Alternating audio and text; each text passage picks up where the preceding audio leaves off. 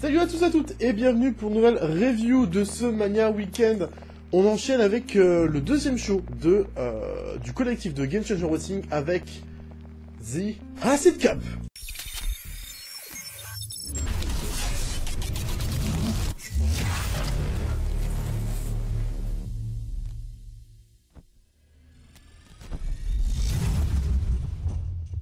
La troisième édition de la Acid Cup, donc la Acid Cup Free, qui était diffusée sur 2 nuits. Donc la nuit 1 était composée uniquement des premiers tours, et la deuxième nuit, donc des quarts de finale, des demi-finales et de la finale. On va parler de tout le tournoi dans la même review, comme ça fait un vrai condensé, vous avez toutes les informations.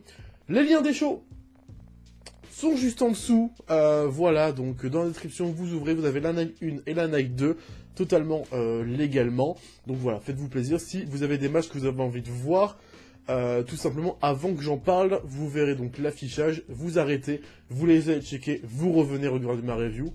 Je vous fais plein de bisous. Voilà, donc la Acid Cup est donc une cup en hommage à Trent Acid, un catcheur qui malheureusement nous a quitté, malheureusement c'est paix à son âme. Le même décor, le même endroit, tout simplement, que tous les shows Game Changer, donc le Grand Parking, le Cuban Club. Donc diffusé le 8 avril la nuit 1 et le 9 avril la nuit 2. Les deux, ils étaient diffusés à peu près 13-14 heures, heure locale. La première cup a été remportée par Joe Janela, la deuxième par Chris Dickinson. Donc on a quand même deux noms assez intéressants du circuit indépendant et surtout deux gros noms de la Game Changer Wrestling. On va commencer donc avec le premier day et les premiers matchs de premier tour. Donc 16 participants. Calvin Tankman contre Colby Corino. Là, quand même, on se pose bien. Petit bémol avant de commencer de ce show, c'est la durée. La durée est extrêmement courte des combats, c'est un peu dommage. Mais c'est comme ça. On a un très bon David contre Goliath. On a un Tankman qui est un peu plus heal dans ce combat-là, qui peut tout faire, un Tankman. Hein. C'est le Calvin national, il peut tout faire. Un petit David contre Goliath très très bien exécuté. Tankman qui va dominer quasiment tout le combat, avec des gros arrêts, des gros elbows. Colby Corino qui va faire quelques retours, hein, sans trop vraiment changer le cours du match. Et on va avoir une victoire de Calvin Tankman avec une elbow dans la nuque en mid-air, suite à une sorte de moonsault de Colby Corino. Le near fall, et derrière il va porter son Michinoku Driver pour la victoire de Tankman qui va passer donc en quart de finale. On a finalement un bel affrontement entre les deux, hein. L'affiche faisait rêver. C'est un peu dommage que le match soit un poil court. Voilà, c'est donc que 2-3 quarts. J'aurais aimé en avoir un peu plus. Le combat suivant, Laredo Kid affrontait Brandon Lee dans un match où j'ai pas la durée parce que je vais mettre le chrono pour ce combat-là. Mais les matchs étaient de toute façon assez courts. Sauf celui de Jordan Oliver, évidemment. Match vraiment cool, 2-3 quarts encore une fois, un poil trop court. Ça s'enchaîne assez bien, hein. On a des petits spots plutôt sympas, quelques moments spot fest, hein, pour Laredo Kid, mais après rien de grand foufou. Et une victoire, hein, de Laredo Kid, puisqu'il se place sur la troisième corde, derrière Brandon Lee pour faire une sorte de reverse moonsault, reverse moonsault, tout en restant collé à lui, donc assez particulier comme finish. Victoire de Laredo Kid. Une belle vitrine pour le Lucha Libre, mais après rien de non plus transcendant dans ce combat-là, hein.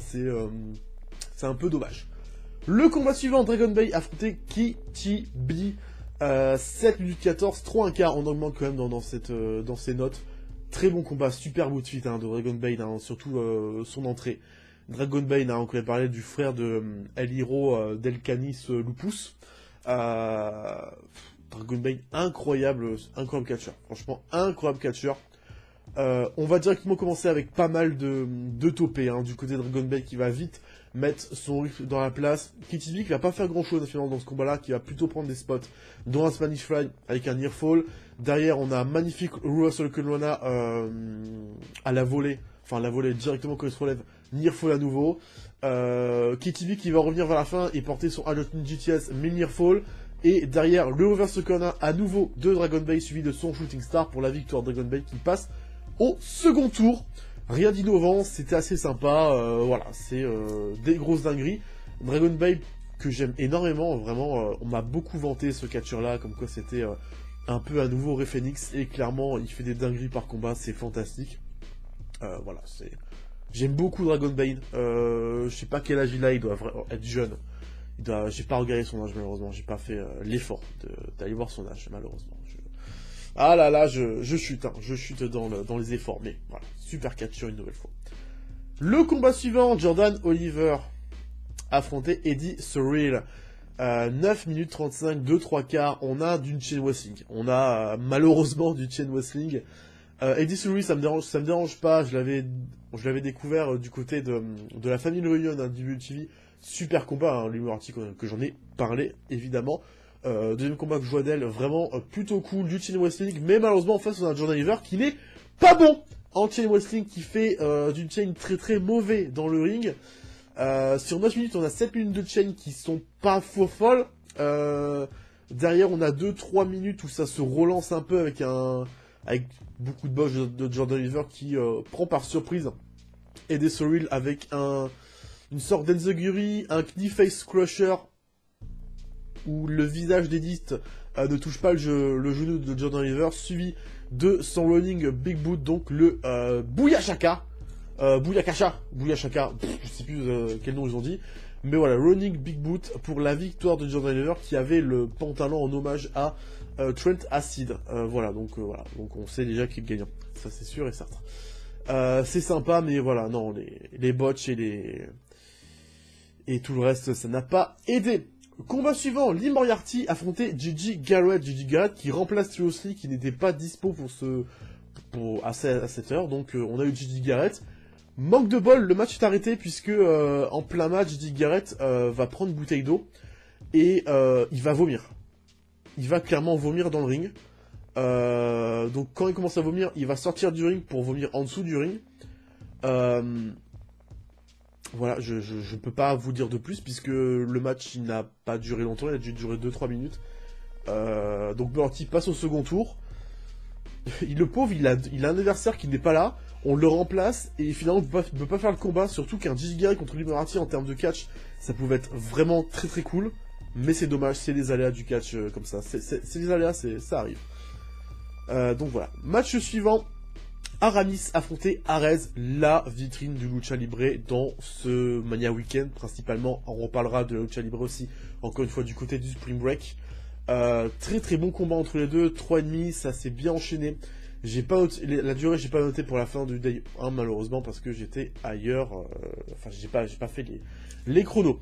On a de super suicide dive hein, du côté d'Aramis, que j'ai déjà parlé du côté de Guerra des Nationales, tout comme Arez, hein, deux catcheurs j'avais découvert là-bas que j'aime beaucoup.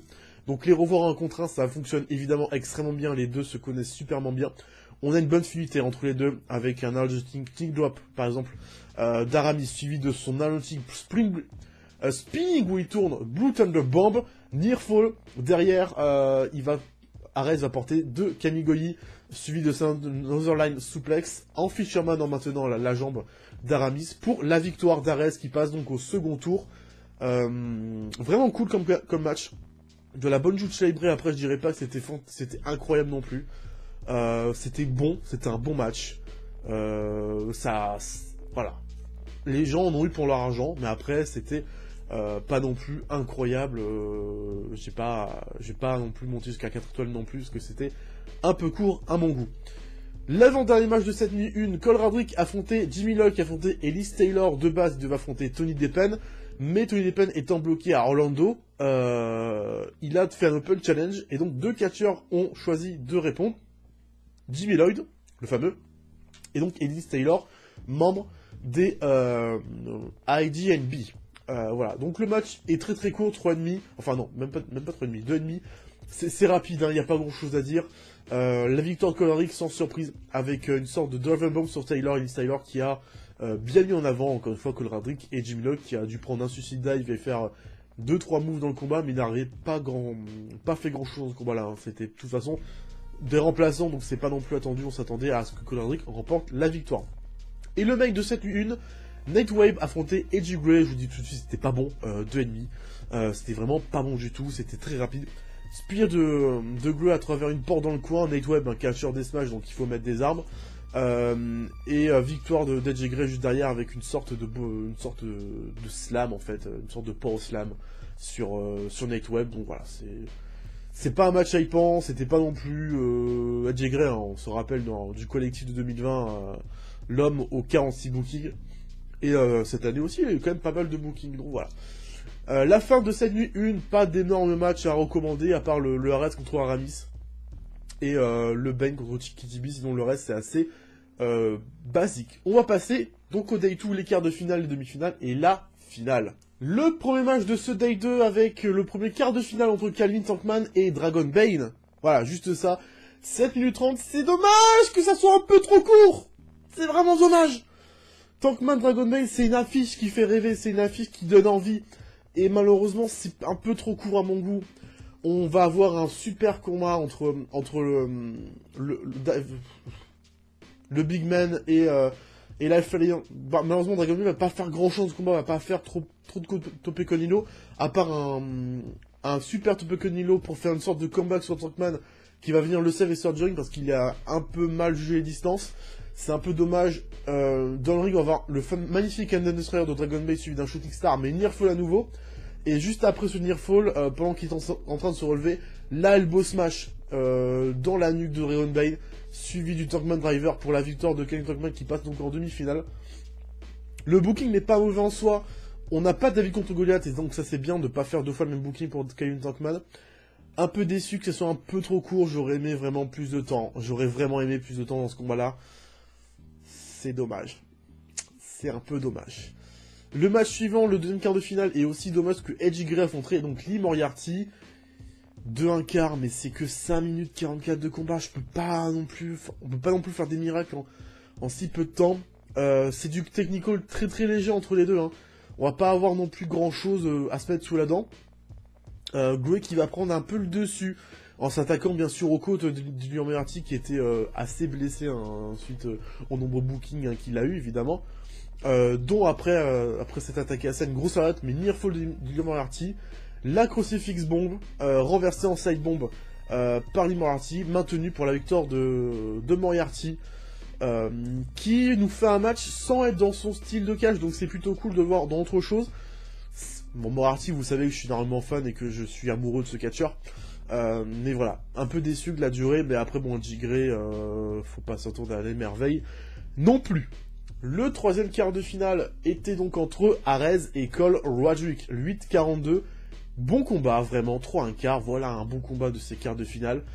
On a un non-respect entre les deux se font des doigts, les deux se rendent coup pour coup, il y a une grosse hit. Il y a une hit sans le voir entre les deux, 8-42 de combat, avec beaucoup d'enchaînements de kicks de Cole Roderick, des super kicks, des lariats, surtout dans la nuque, des nearfall d'Arez, alors que le mec il s'est tapé un match assez important juste avant. On va voir ensuite un duel de slap, un duel de forme entre les deux, le lombar check d'Arez qui va prendre le dessus dans ce duel, le nearfall. Ensuite il va tenter une sorte de plan japonaise où il va mettre les jambes sur les jambes de Roderick. Il va tendre les bras, vraiment tordre en deux Cole Roderick, mais il va réussir à se sortir de cette soumission. Puis il va enchaîner avec un double foot stomp top rope dans le dos de Cole, hein, puisque Arez est toujours le dessus. Nearfall à nouveau. Et un peu plus tard dans le combat, enfin 30 secondes après, Roderick va revenir, va prendre en Gut Wrench Arez pour ensuite transformer sa Gut Wrench Suplex en Blue Thunderbomb pour la victoire de Cole Roderick, qui passe donc en demi-finale dans un combat très très bien. Une nouvelle fois, je l'ai dit, Roderick qui me prouve une fois de plus que ce mec est un talent in-ring fantastique, il est bourré de talent. J'aime beaucoup Cole Roderick. C'est incroyable quand même dans un ring comment la facilité qu'il a. Vraiment, de changer de style aussi rapidement entre pas le premier tour qui était pas un style assez différent, mais c'était vraiment du spot fest, alors que là on est sur un truc assez technique, assez violent, donc vraiment assez intéressant. Dernier quart de finale de ce deuxième jour entre Jordan Oliver et Brandon Lee. Pourquoi Brandon Lee alors qu'il a perdu? Certainement parce que le Laredo Kid a dû être forfait ou n'était pas dispo pour le Day 2. Certainement. 13-45, c'est un peu trop long, mais ça fait du 3-1 quart. C'est un bon match. C'est un bon match entre les deux. On a vraiment pas du technical cette fois, mais vraiment juste du catch. Et finalement, Oliver, il affronte un bon catcheur, et bizarrement, c'est un peu mieux, tu vois. Bizarrement, c'est quand même beaucoup mieux. Les deux vont faire des duels de roll-up avec des comptes de 1 à chaque fois. On va avoir des suicide dive de Brandon Lee qui est fantastique dans ce combat-là. Brandon Lee qui porte limite le match, c'est ouf. C'est vraiment ouf. Mais malheureusement, Oliver va gagner le combat grâce à un shooting star qui était contré, enfin esquivé, suivi de son running big boot pour la victoire. Et pourtant, il y a eu des spots pour Brandon Lee. Il y a eu des spots pour Brandon Lee. Et c'est bien dommage parce qu'il y a eu un magnifique, il y a eu un reverse sur le corner top rope de Brandon Lee, mais malheureusement, mauvaise chute de Oliver qui tombe pas vraiment sur la tête, mais tombe sur le dos. Un peu botch. C'est dommage. Le match était cool, en tout cas. Voilà, Brandon Lee a surveillé très très près parce que ce mec est bourré de talent, charismatique à mort, physique, très très bien physiquement. Et franchement, très très cool à voir. Avant les demi-finales, on a un match qui n'est pas dans le tournoi, mais un match, voilà, pour les laisser se reposer un peu. El Hero de Kani Soupous affronter Gabriel Sky. Voilà. 6-22, c'est trop court. Mais c'est du Spotfest. C'est du Spotfest entre les deux. Super combat, 3,5. On a du topé Colino de Gabriel Sky de partout. Des magnifiques Northern Suplex, en single arm, tout ça en jumping de Kani Soupous. Non, pas du tout. De Gabriel Sky qui va enchaîner avec une sorte de Falcon Arrow. Near Fall, magnifique. Mais malheureusement, Kani Soupous va prendre la victoire dans ce combat-là. Parce que Sky va monter sur la troisième corde, enfin va remonter, et se faire attraper directement en Spanish Fly Top Rope, suivi d'un Glick Strike, suivi d'une Powerbomb, suivi d'un second Glick Strike pour la victoire de Canis Lupus. Très bon combat, vraiment, ils auraient pas pu faire mieux en si peu de temps. Voilà, non, c'était très très bien. Je vous conseille clairement ce combat-là, il n'est pas recommandé, mais vraiment super combat. Première demi-finale, Calvin Tankman, Lee Moriarty. Voilà ce qu'on nous propose comme demi-finale pour relancer ces demi-finales. Une affiche de rêve, 9 minutes 19, 3-1/4, super combat. On a un très bon combat entre les deux. Moriarty qui va foncer directement sur Tankman dès le début du match.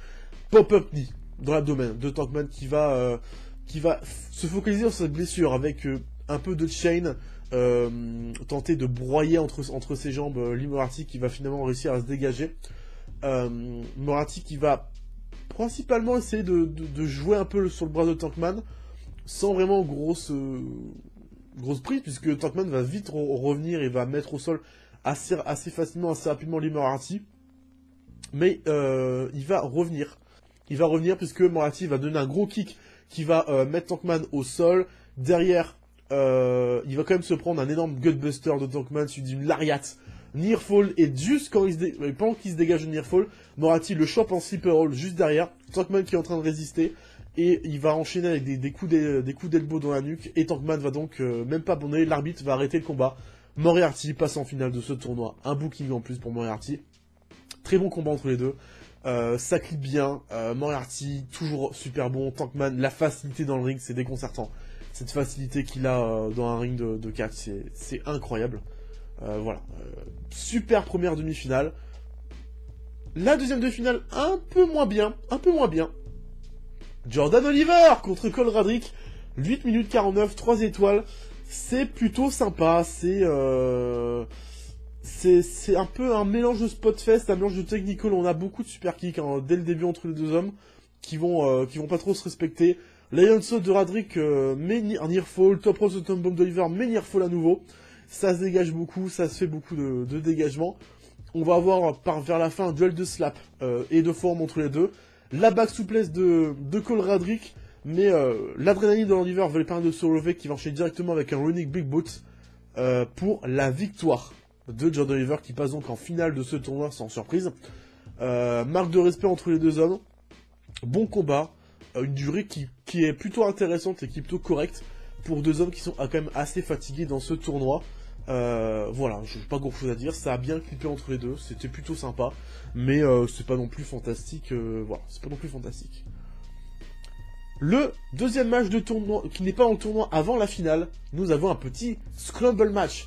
Donc Ken Broadway contre Marcus Mazur, contre Lucas Riley, contre Matt Vandergriff, contre Diamond Drake, contre Façade. 12,56, on est sur du 3,5.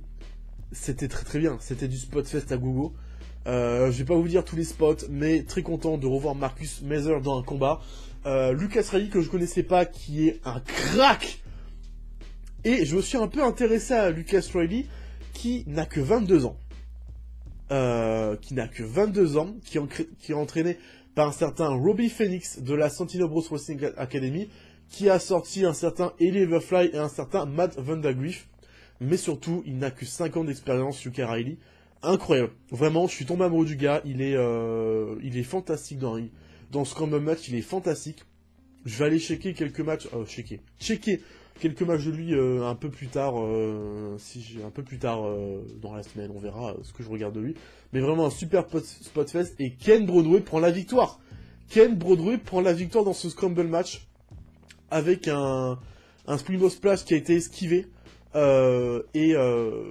suivi après de 2 head kicks, et d'une grosse German suplex. Très content pour Ken Broadway, que j'ai découvert du côté de la VXS, qui est un excellent catcheur, que je vous conseille vraiment de checker, à surveiller de très très près. Très content de revoir Façade dans un combat dans un combat de catch, super cool.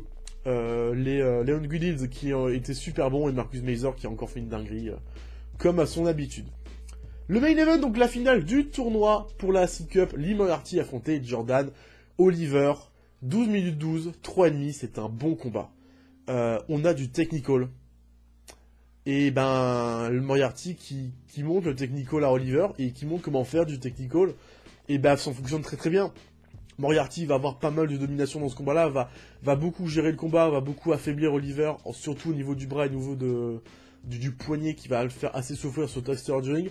Oliver qui va quand même revenir pas mal de fois, ça clique bien, il n'y a pas trop d'hésitation entre les deux. Il va l'envoyer dans les cordes, running big boot et near fall donc il a Yakuza Kick qui n'a pas passé finalement, near fall de Moriarty. Derrière on a un springboard cutter d'Oliver qui est contré en Russian leg sweep, puisque Moriarty va le rejoindre directement sur la deuxième corde. Russian leg sweep de la seconde corde, near fall. Derrière il porte son cross handbreaker, très très bien porté. Oliver qui va essayer de s'en sortir, finalement il arrive à s'en sortir et à renverser cette prise en Boston Crab, bien maintenu et bien forcé sur en fait les côtes très très affaiblies de Moriarty qui va donc abandonner pour la victoire de Jordan Oliver, qui devient le 3e gagnant de cette Acid Cup. Voilà, bon c'était pas étonnant, il avait la ref à Trent Acid, c'est Trent Acid, hein, je me trompe pas. Il avait la ref à Trent Acid, donc c'était logique qu'il emporte ce tournoi. Voilà, ils lui ont donné des spots, ils lui ont donné des bons matchs. Après, c'est une cup qui n'était pas... J'avais une hype sur certains combats, mais les matchs n'étaient pas assez longs. C'est un peu dommage qu'on ait des matchs assez courts. Mais c'est le problème des shows avec 50 millions de combats, c'est que les matchs sont assez courts. Et qu'ils auraient plein de shows aussi à faire. C'était pas non plus un show important du côté de Game Changer Wrestling. Voilà, vous avez vu mes matchs que je vous recommande. La finale est à voir. Les combats de Moriarty à peu près sont sans regarder, sinon le reste c'est du skipping. Voilà, merci à tous d'avoir suivi pour cette review de la Seed Cup. Je fais plein de bisous partout. Catch et amour, les liens, tout ça d'inscription, le pouce bleu, l'abonnement, la cloche, des bisous. Catch et amour surtout. Peace out.